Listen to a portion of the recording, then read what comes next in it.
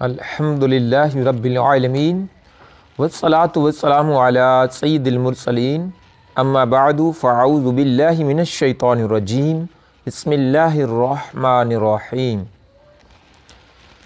وَإِذْ فَرَقْنَا بِكُمُ الْبَحْرَ فَأَنْجَيْنَاكُمْ وَأَغْرَقْنَا آلَ فِرْعَوْنَ وَأَنْتُمْ تَنْظُرُونَ صدق اللہ العظیم۔ سورہ بقرہ آیت نمبر 50 یعنی 50، ترجمہ کنز العرفان۔ اور یاد کرو جب ہم نے تمہارے لیے دریا کو پھاڑ دیا، ہم نے تمہیں بچا لیا اور فرعونیوں کو تمہاری آنکھوں کے سامنے غرق کر دیا۔ اس آیت کی تفسیر وَإِذْ فَرَقْنَا بِكُمُ الْبَحْرَ، اور جب ہم نے تمہارے لیے دریا پھاڑ دیا،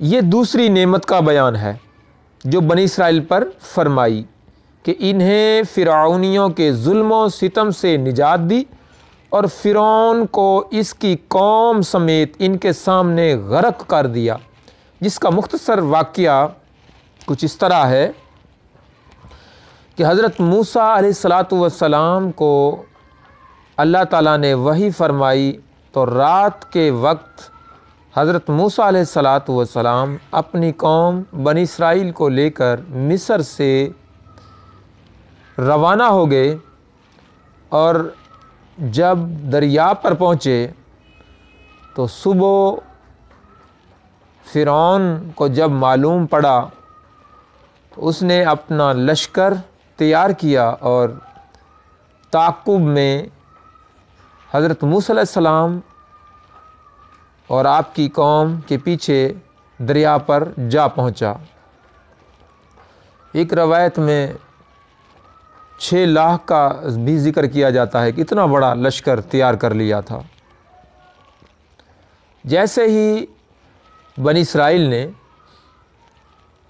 فرعونیوں کو دیکھا تو حضرت موسیٰ علیہ السلام سے درخواست کی کہ موسیٰ علیہ السلام، اے اللہ کے نبی، فرعون اور فرعون کی قوم، اس کا لشکر آن پہنچا ہے، تو آپ علیہ السلام نے اللہ کے حکم سے دریا پر اپنا عصا یعنی جسے لاٹھی بولتے ہیں وہ مارا تو دریا میں 12 رستے بن گئے اور پانی دیواروں کی شکل میں کھڑا ہو گیا، اور یہ آبی دیواروں میں روشن دان بن گئے۔ بنی اسرائیل قوم اس میں سے گزرتی گئی اور آپس میں ایک دوسرے سے باتیں کرتے تھے، ایک دوسرے کو دیکھتے دیکھتے گزر گئے۔ جو ہی پیچھے فرعون اور اس کی قوم پہنچی، وہ بھی اسی طرح ان راستوں پر چل دیے۔ جب دریا کے بیچ آ گئے، ساری قوم، اس کا لشکر، فرعون جیسے ہی دریا میں پہنچے تو اب دوبارہ سے دریا اپنی اصلی حالت پر آ گیا، اور وہ سب کے سب فرعون سمیت غرق ہو گئے۔ موسیٰ علیہ السلام اور آپ کی قوم بنی اسرائیل اس سارے منظر کو دیکھ رہی تھی۔ اللہ اکبر۔ یہ سب کچھ بنی اسرائیل نے اپنے آنکھوں کے سامنے دیکھا۔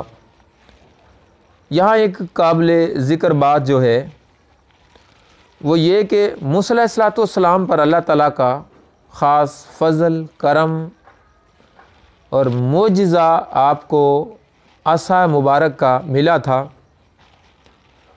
تو آپ نے وہی دریا پر مارا تھا۔ اس معجزے کی برکت کہ دریا میں رستے بن گئے۔ موسیٰ علیہ السلام اور جب آپ کی قوم دریا کے دوسرے کنارے پر تھی اور انہوں نے سب فرعونیوں کو غرق ہوتے دیکھا، تو اس وقت جو تاریخ بتائی گئی ہے اور جو تفاسیر میں اور جو مفسرین جو علماء کرام جو بیان کرتے ہیں کہ وہ 10ویں محرم کی تاریخ تھی، تو موسیٰ علیہ السلام نے اللہ تعالیٰ کا شکر بجا لاتے ہوئے 10ویں محرم کا روزہ رکھا، اور اسی کا ذکر بخاری شریف میں بھی ہے۔ حضرت عبداللہ بن عباس رضی اللہ تعالی عنہما فرماتے ہیں، جب حضور پر نور صلی اللہ علیہ وآلہ وسلم مدینہ منورہ تشریف لائے تو آپ علیہ السلام نے یہودیوں کو دیکھا کہ وہ عاشوراء کا روزہ رکھتے تھے۔ آپ علیہ السلام نے ارشاد فرمایا، یہ کیا ہے؟ یہودی کہنے لگے کہ یہ نیک دن ہے اور یہ وہ دن ہے جس دن اللہ تعالیٰ نے بنی اسرائیل کو ان کے دشمن سے نجات دی، اور حضرت موسیٰ علیہ السلام نے اس دن روزہ رکھا تھا۔ رسول کریم صلی اللہ تعالیٰ علیہ وآلہ وسلم نے ارشاد فرمایا، تمہاری نسبت موسیٰ علیہ السلام سے میرا تعلق زیادہ ہے۔ چنانچہ آپ علیہ السلام نے اس دن روزہ رکھا اور اس دن روزہ رکھنے کا حکم بھی ارشاد فرمایا۔ البتہ صرف 10ویں محرم کا روزہ نہ رکھا جائے، بلکہ اس کے ساتھ آگے یا پیچھے ایک روزہ ملایا جائے، جیسا کہ حضرت عبداللہ بن عباس رضی اللہ تعالی عنہما سے مروی ہے، رسول کریم صلی اللہ تعالی علیہ وآلہ وسلم نے ارشاد فرمایا، عاشوراء کے دن روزہ رکھو اور اس میں یہودیوں کی مخالفت کرو۔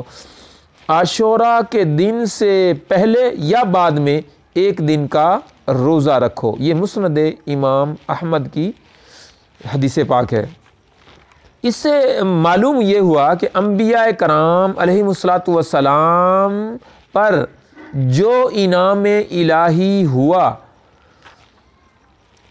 جس طرح موسیٰ علیہ السلام پر، آپ کی قوم پر، تو جتنے بھی انبیاء کرام علیہم السلام دنیا میں تشریف لائے، اللہ تعالیٰ نے ان پر بڑے بڑے انعامات فرمائے۔